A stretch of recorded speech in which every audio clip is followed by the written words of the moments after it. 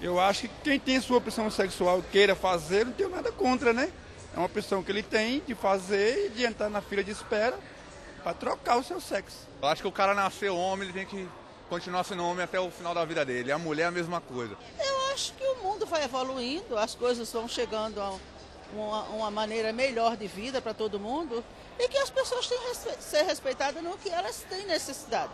Ótimo, acho perfeito. É isso mesmo. Tem que mudar, a democracia está aí para isso. Estou inventando muito amor, eu tenho medo até de mim agora. Imagine a sensação estranha de estar em um corpo de outra pessoa. Imagine ainda que essa outra pessoa é de outro sexo. Você homem habitando em um corpo de mulher, ou você mulher habitando no corpo de um homem. Parece estranho, pois muitas pessoas convivem com esse sentimento no dia a dia e fazem de tudo para se transformarem por fora naquilo que sentem que são por dentro.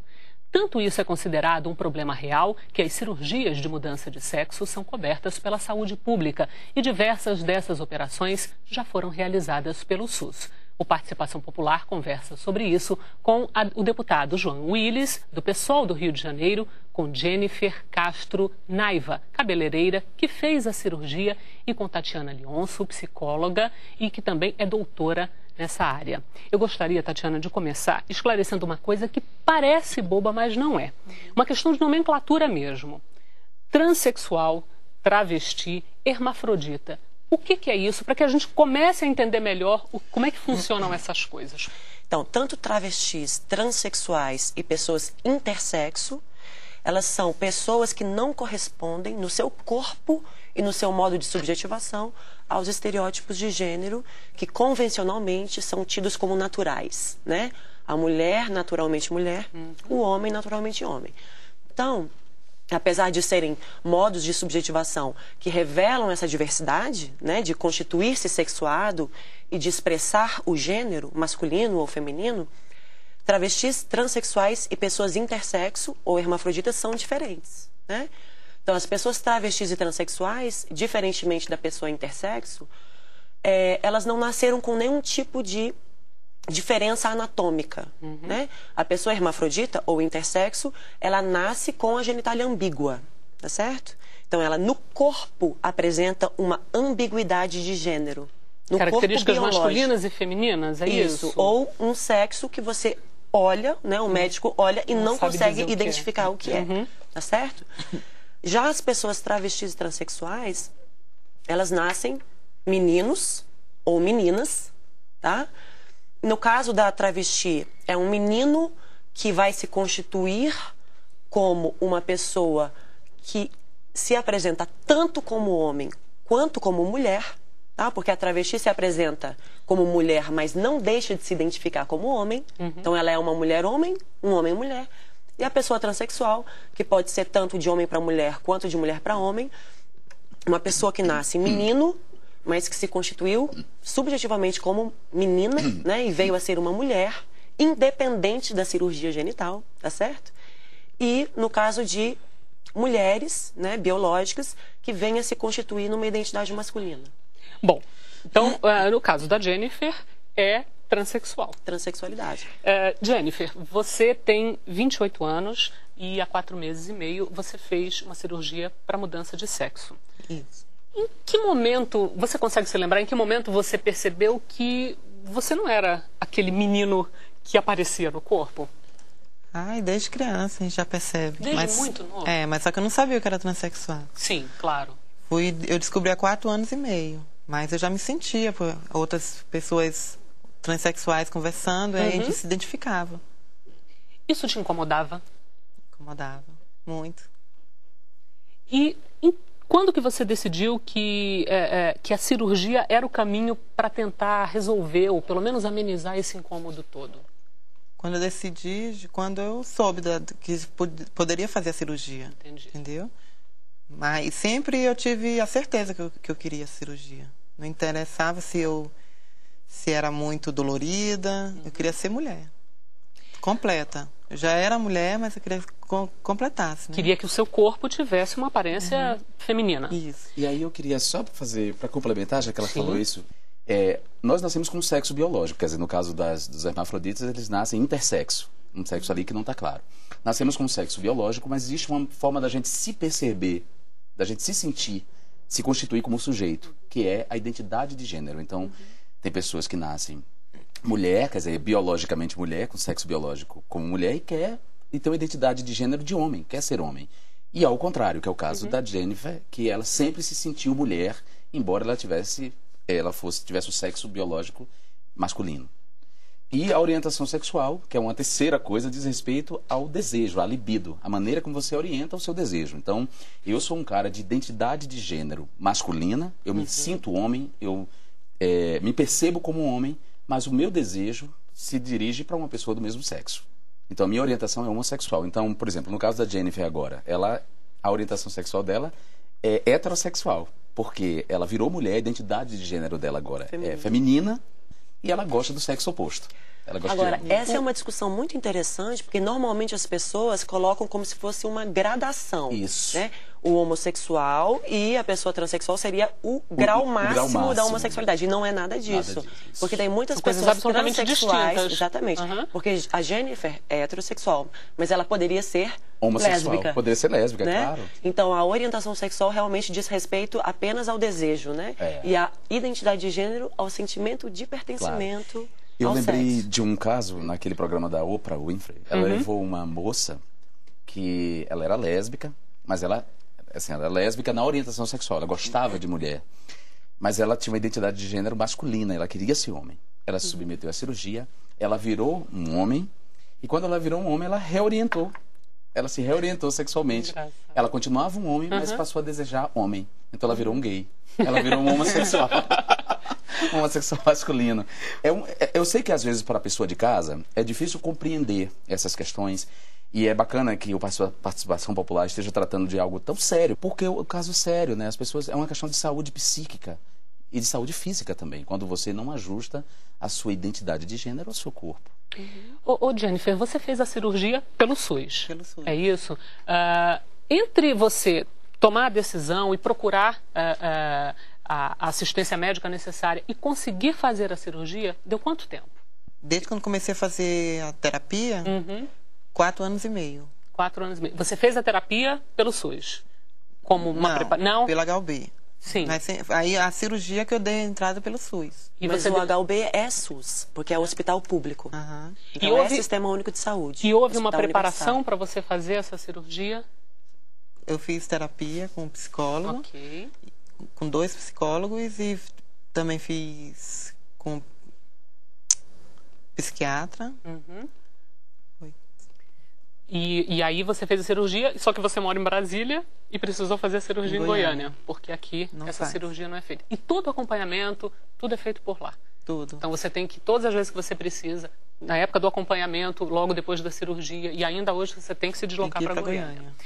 Tatiana, essa possibilidade de se fazer a cirurgia gratuitamente pelo SUS com assistência é um avanço, mas ainda está longe de ser tudo que é necessário, tudo que é importante para esse tipo de cirurgia, não é mesmo? Sim. Na verdade, essa cirurgia ela já é feita no SUS desde que ela foi regulamentada pelo Conselho Federal de Medicina, né? Em 1997. A diferença da portaria é que essas cirurgias elas não faziam parte dos procedimentos custeados pelo Sistema Único de Saúde. Então, elas já vinham sendo feitas na rede pública, e a partir de 2001 ou 2002 também abriu para a rede privada, né? Só que os serviços que já existiam não contavam com apoio financeiro para fazer o trabalho que já realizavam. E aí, nesse sentido, a portaria do Ministério da Saúde, ela também ajudou a identificar os centros de referência, né? Ou seja, os serviços que funcionavam com competência para atender esses casos, e passou a financiar os procedimentos nesses serviços. Antes do Conselho Federal de Medicina autorizar esse procedimento como um procedimento terapêutico, alguns médicos já tinham feito né, cirurgia de mudança de sexo no Brasil, mas eles foram processados por crime de lesão corporal. Tá? Então, em 1997, o Conselho Federal de Medicina, ele apresenta uma resolução que afirma que essa cirurgia tem um caráter de beneficência. Tá? Então, você, a partir, que eu acho extremamente problemático, mas a partir de todo um sistema classificatório psicopatológico, né, da ideia de transexualismo como doença, que é o rejeito, mas a partir desse diagnóstico médico, a própria medicina, como campo de conhecimento e de intervenção, propõe uma resposta terapêutica que seria a mudança do corpo das pessoas. Tá? E aí entra a mudança plástica, né, da genitália, e a mudança sob efeito da hormonioterapia. Né? Entram todas essas questões. Tá? Então, em 1997, o Conselho Federal de Medicina deixa de entender esse tipo de intervenção como crime de lesão corporal. A mudança foi essa. Deputado, permitir que o Sistema Único de Saúde faça a cirurgia como um tratamento terapêutico, uma correção de um problema, fica parecendo que há um certo preconceito? Ou não? É o que é possível atualmente por essa via para que as pessoas consigam viabilizar esse desejo, essa necessidade, enfim. Olha, porque pode parecer assim, nossa, mas aí a pessoa é doente? É isso? A pessoa... Depois eu vou querer falar sobre isso, tá? Então, porque vamos lá. Ela tocou num ponto aí que é um ponto a se discutir, por exemplo. Toda a argumentação do Conselho Federal de Medicina foi em cima da ideia de desvio psicológico, de doença, de patologia. Mas foi o meio que se encontrou para... que possibilitou... Para deixar claro que era legal esse tipo de cirurgia, como modo terapêutico, né? Eu acho que o mais comum é jogar a opinião pública contra esse tipo de cirurgia, argumentando que não é uma responsabilidade, digamos assim, do Estado. Fica gastando dinheiro com esse tipo de coisa. Eu acho que é uma vergonha, né? Porque tem tantas pessoas precisando do SUS e do hospital, e eles se preocupar com uma coisa que tem muito espaço para frente, tem outras coisas, tem muitas coisas para pensar, para fazer, e não são feitas. Aí a gente tem que lembrar o seguinte: primeiro, a portaria deixa claro e regulamenta que apenas centros de referência vão fazer isso, vão fazer essa cirurgia. Cada caso vai ser analisado, né, em sua singularidade, digamos assim. As pessoas vão pleitear a cirurgia, vão ser estudadas para entender, para ver se pode ser contemplado, digamos assim. Por outro lado, é preciso deixar claro que existem diferentes serviços, especialidades na medicina, ou seja, o médico que se especializou em cirurgia de transgenitalização, ou em ginecologia, ou em endocrinologia, e vai tratar dessas questões, não são necessariamente os mesmos que vão tratar dos casos de câncer, por exemplo, de hepatite. Então, os pacientes da hepatite não estão perdendo, digamos assim, médicos, porque eles estão se dedicando a esse caso que poderia ser considerado supérfluo. Então, primeiro, deixar claro isso. Depois tem que partir de um princípio constitucional aqui. A Constituição deixa claro no seu artigo, até tinha marcado aqui os artigos 196 e o artigo 199. O artigo 196 diz: a saúde é direito de todos e dever do Estado, garantido mediante políticas sociais e econômicas que visam a redução do risco de doença e de outros agravos e ao acesso universal e igualitário às ações e serviços para sua promoção, proteção e recuperação. Na medida em que o Conselho de Medicina, Federal de Medicina, reconhece que há um problema sério de integridade física, né, e da dignidade da pessoa humana, quando ela não ajusta o sexo biológico dela, a identidade de gênero, se ela, na medida em que o Conselho reconhece que há aí um problema e que essa pessoa ameaça a sua integridade física, porque tem casos, por exemplo, de pessoas transexuais que antes da cirurgia tentaram se automutilar, né, porque não se adequavam. Então, é dever do Estado cuidar disso também. E, por outro lado, nós temos o artigo 199, que trata da assistência à saúde. É livre a iniciativa privada, né? Mas aí no parágrafo 4 ele diz: a lei disporá sobre as condições e os requisitos que facilitam a remoção de órgãos, tecidos e substâncias humanas para fins de transplante, pesquisa e tratamento. Essa questão da patologização, ela é muito complexa, tá? Porque eu, por exemplo, que já ouvi muitas pessoas transexuais, né, em situação terapêutica, você identifica claramente que uma das maiores fontes de sofrimento na transexualidade é o preconceito social. Acho que o preconceito deveria ser exterminado porque o mundo tem 5 continentes, cada um com uma cor diferente, com um olho diferente, com a maneira de ser diferente. As pessoas deveriam respeitar uns dos outros, para todo mundo viver melhor. O diagnóstico psiquiátrico, ele reforça o preconceito, porque ele legitima a atribuição de anormalidade ou patologia. Eu concordo. Carimba. Isso. E além disso, é importante a gente pensar na cirurgia não como solução para a transexualidade. Ela deve ser uma intervenção disponível à escolha do usuário do sistema de saúde, né? E a pessoa transexual, ela deve ter autonomia nessa decisão. Porque tem muitas pessoas transexuais que se beneficiam desse procedimento e tem muitas pessoas transexuais que passam bem sem a cirurgia, tá? Ou que poderiam ter algum tipo de dano pelo procedimento, né? O que a gente precisa desconstruir é a ideia de que seria anormal uma mulher ter um pênis. Sim. Tá? Ou um homem ter uma vagina. Mas aí eu concordo. Porque senão a assistência à saúde vira um processo de normalização. Né, de adequação dos corpos ao que seria normal. Deputado, deixa eu só fazer um parênteses. Concordo inteiramente com você. Assim, principalmente se a gente pensa numa perspectiva aí da disciplina dos corpos, da ideia de normalidade, que é super questionável, afinal, o que é normal, o que não é normal, é o que se define, enfim. Mas sem entrar nessa discussão mais acadêmica e a gente pensando num ponto de vista mais prático, foi o caminho, eu acredito, que se encontrou para oferecer a cirurgia. Pelo menos nesse primeiro momento, né? De outro modo, haveria uma oposição popular, digamos assim, da opinião pública contra a oferta de cirurgias na medida em que não fosse para, digamos, ajustar aquilo que é fonte de sofrimento psíquico para mim. Que não é só estética, quer dizer, para mim que eu digo para elas, né? Exatamente. Que não é só estética. Então, por isso que eu acho que, embora eu concorde com você, a gente não pode patologizar. Foi o caminho encontrado. Isso não quer dizer que a gente não possa discutir isso depois. Jennifer, olha só, como é que era quando você estava apenas como homem, né? Quando você passou a usar roupa feminina, ou enfim, as pessoas olhavam para você e diziam o quê? Na sua família, por exemplo, mãe, irmãos, você tem irmãos? Como é que foi na sua família? Foi difícil no começo, entendeu?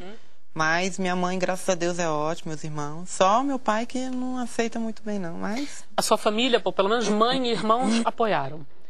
Amigos mais próximos, ou tios, primos, como é que eles lidam com isso? Não, é difícil assim. Na escola, quando eu estudava, era muito difícil. Porque eles me chamavam de gay, passou vários xingamentos, entendeu? Você era excluída? Sim, você conseguia se relacionar bem, legal com mulheres? Não. Só com mulheres? Com homens, não. Os homens? Não. Com amizade, só com mulheres. Aí depois que foi gostando de homem, né? Te incomodava se vestir de homem? Me incomodava. Incomodava. Mas eu não podia, né, vestir de mulher quando era criança. Jennifer, mas você acha que a sua transexualidade interferiu no seu processo educacional? Não. Eu fui uma boa aluna.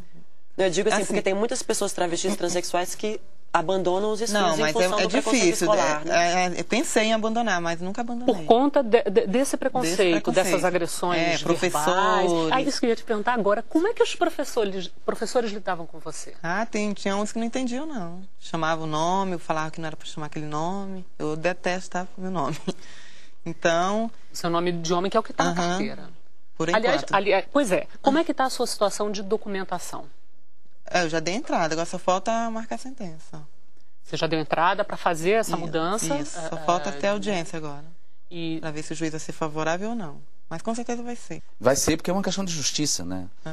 Qualquer juiz que parta de um princípio de justiça vai lhe conceder esse nome porque você é uma mulher. E no Brasil isso já avançou, né? Porque a gente tem jurisprudência de mudança de nome e sexo de pessoas transexuais que não fizeram a mudança na genitália, né? E que isso é muito interessante, porque quando você condiciona a mudança do nome e do sexo à cirurgia, a pessoa transexual ela se torna refém do procedimento cirúrgico. E ela perde um pouco da liberdade da escolha. Aqueles que não querem fazer a cirurgia terão eternamente um nome masculino. Mesmo e a questão do nome é universal entre transexuais. Não tem uma pessoa transexual que não se sinta desconfortável ou que não passe por constrangimento público cotidiano em função da questão do nome, né? Não ser condizente com a apresentação do gênero. Porque a revelação do nome é o momento da injúria, né? É que abre o espaço para a injúria, para o constrangimento da injúria. É ele chegar no balcão da rodoviária, do aeroporto, ou mesmo na hora da chamada na escola, e você ter uma identidade feminina e ser chamada com nome masculino. Agora, eu queria entender o seguinte. Jennifer nasceu homem, fez a cirurgia e agora é uma mulher. E o contrário? É possível? Já é possível? De mulher para homem? De mulher para homem. Olha, tem diferenças, né? Porque o resultado cirúrgico de homem para mulher, ele é bem mais qualificado, tá certo? Então, de mulher para homem, inclusive recentemente, o Conselho Federal de Medicina, no final de 2010, ele retirou o caráter experimental de 2 procedimentos que homens trans recorrem, né? Que é a retirada das mamas e a retirada do útero.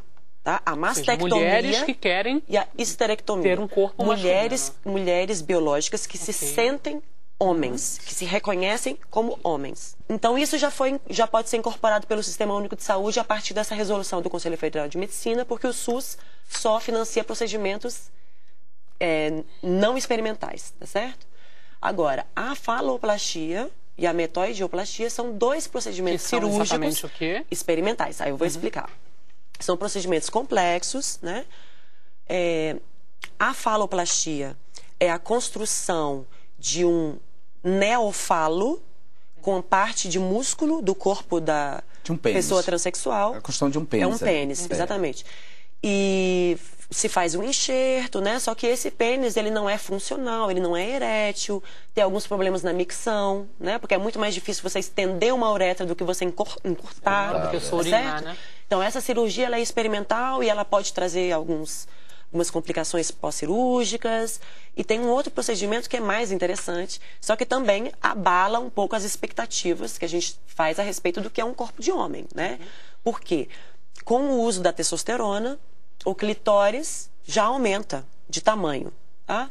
Então, um clitóris de uma mulher biológica que usa testosterona, ele pode chegar ao tamanho de 5 centímetros e se tornar erétil, tá?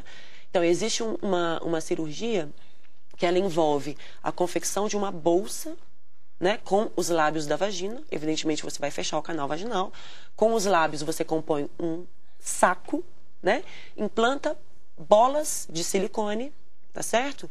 E esse clitóris também sofre uma pequena incisão que ele desce um pouco mais e você pode ter um resultado como um estético. Pênis pequeno, tá certo? Que tem a maior parte dos homens transexuais que recorrem à transgenitalização, que não é muito comum. Normalmente, eles se contentam com a retirada das mamas e com a interrupção da menarca, tá? Mas no caso daqueles que fazem a cirurgia, existe uma maior satisfação pela metoidioplastia, apesar de você ter um pênis pequeno.